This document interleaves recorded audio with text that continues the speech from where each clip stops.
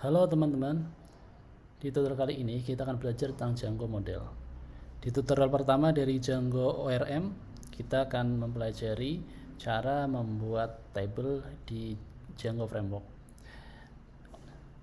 Django model ini merupakan ORM atau biasanya dikenal dengan nama Object Relational Mapping. Kita nanti akan membuat sebuah table menggunakan Django model. Saya sudah punya database-nya, namanya di sini saya namakan Django ORM. Kemudian saya juga sudah men-setup project-nya. Bagaimana cara men-setup project-nya? Nanti teman-teman bisa mengikuti tutorialnya atau mencari tutorial online-nya di channel YouTube dari Halovina tutorial. Oke, sekarang pertama yang kita setup adalah saya akan membuat sebuah app dengan nama Home. Caranya tinggal mudah, tinggal Python manage pw start app home. Di sini sudah terbuat, nama app-nya adalah home. Defaultnya ketika kita meng-create sebuah app di Django, nanti ada otomatis akan ada file views, test.pw, model.pw, apps, dan admin. Yang kita pakai sekarang adalah kita akan mencoba men-setup sebuah table dan menggunakan model.pw, file model.pw. Yang perlu teman-teman lakukan pertama, setelah teman-teman menjalankan Python manage start app, maka teman-teman perlu menambahkan app-nya di setting.pw. Jadi kita tambahkan dulu di sini. Kita tambahkan namanya adalah home. Namanya adalah home. Allowed hostnya,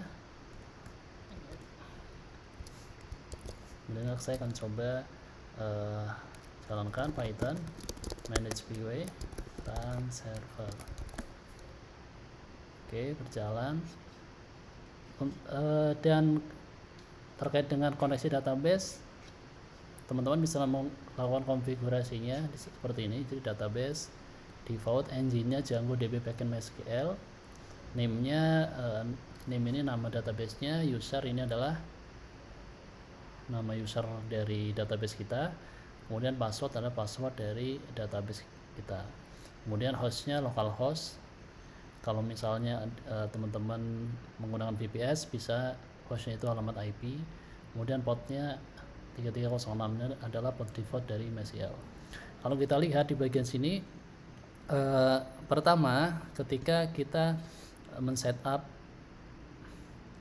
project menggunakan Django, selalu akan ada table bawaan dari Django, yaitu terkait dengan user authentication ya. Nanti ketika kita menjalankan Python manage migrate, ini otomatis akan tercreate.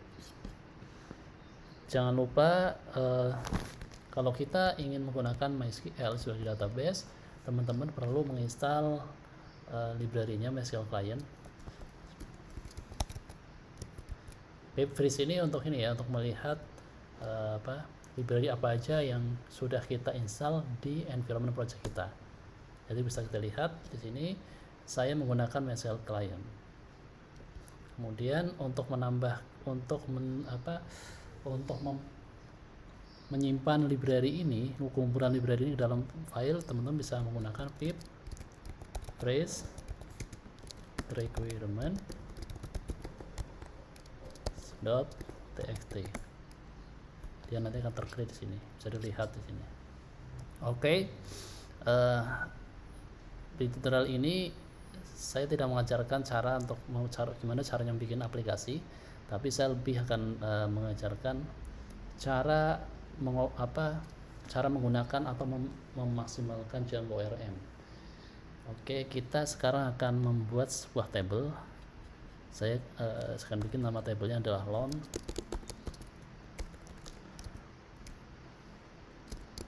class loan.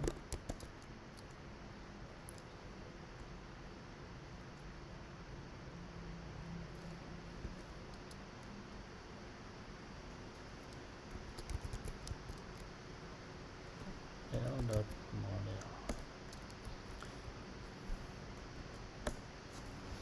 Di tablon ini akan ada pertama itu misalnya product name, nama produknya, product name,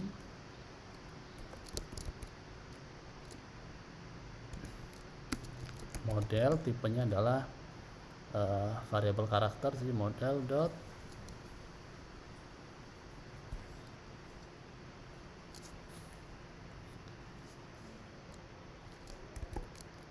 char field, mark length-nya berapa. Mark length-nya itu kita akan tentukan bahwa mark length-nya adalah misalnya nama produknya mark length-nya adalah 55. Oke, setelah nama produk apalagi misalnya kita bikin produk ini punya tenor pinjaman ya, tenor pinjaman. Kita setting ininya integer, model dot integer field,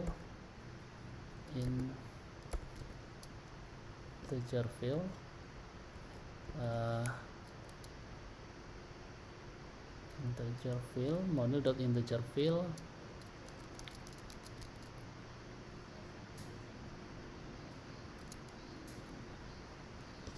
ini defaultnya adalah 0, defaultnya itu 0, kita bikin defaultnya 0, tenornya 0 berarti 0 bulan. Selanjutnya setelah tenor apalagi, jadi ada produk, ada tenor, ada tanggal rilis, tanggal ini ya, tanggal publish, kemudian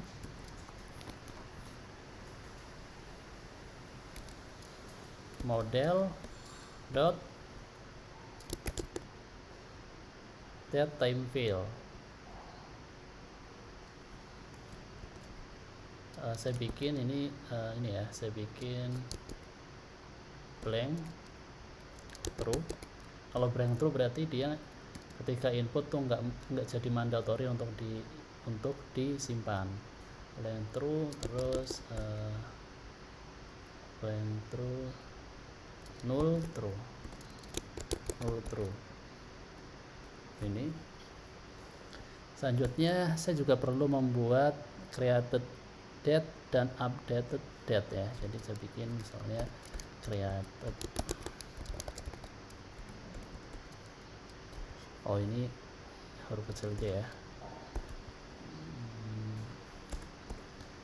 nama filenya dia selalu menggunakan lowercase. Created date,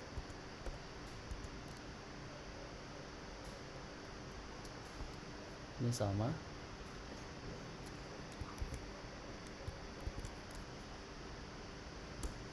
terus updated date ini juga sama,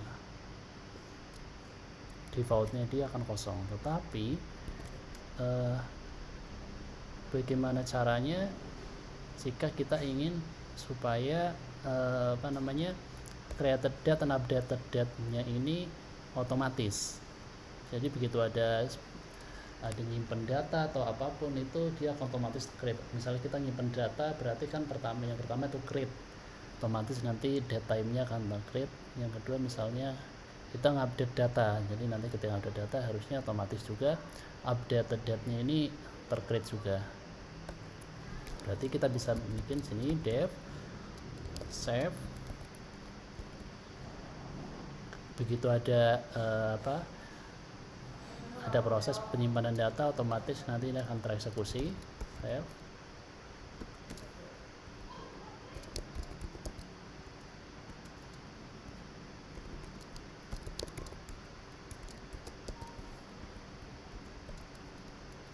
if not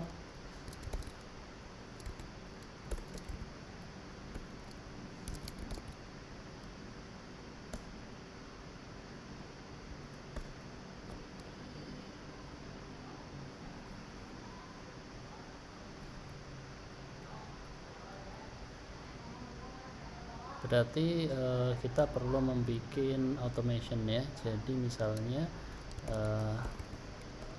save.createdDate, kita akan set created date nya adalah from datetime. Kita import dulu library datetime, datetime import datetime. Nah, di sini tinggal datetime.now. Nah, datetime.now.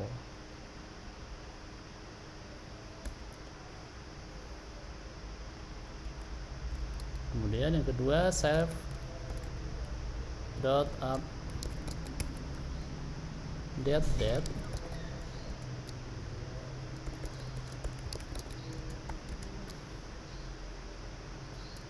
datetime.now.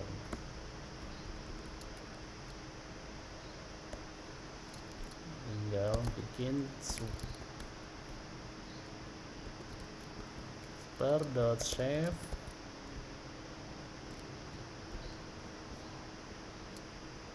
Ini copy ke sini. Oke. Kita sekarang akan coba run dulu ya, Python manage view run server.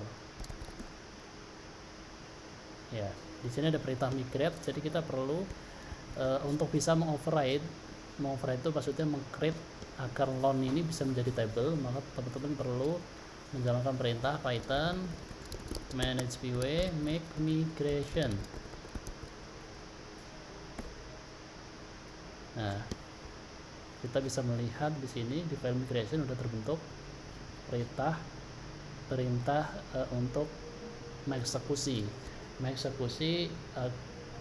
supaya table loan-nya bisa terbuat.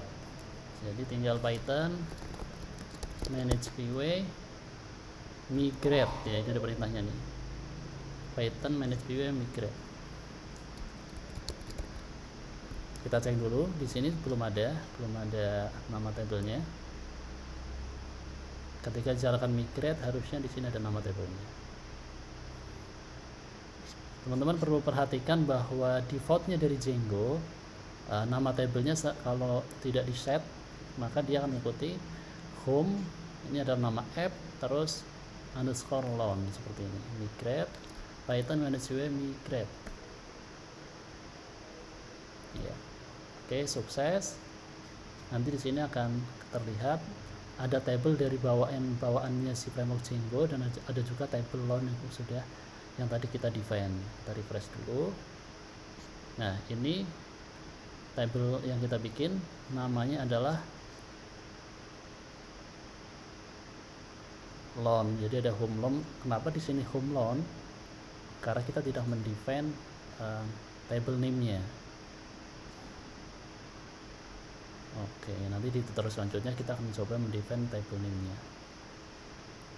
Oke teman-teman, jadi demikian di tutorial pertama ini dari Django ORM. Nanti kita akan bikin tutorial series tentang Django ORM yang akan kita pelajari beberapa cara menggunakan Django ORM. Selamat mencoba.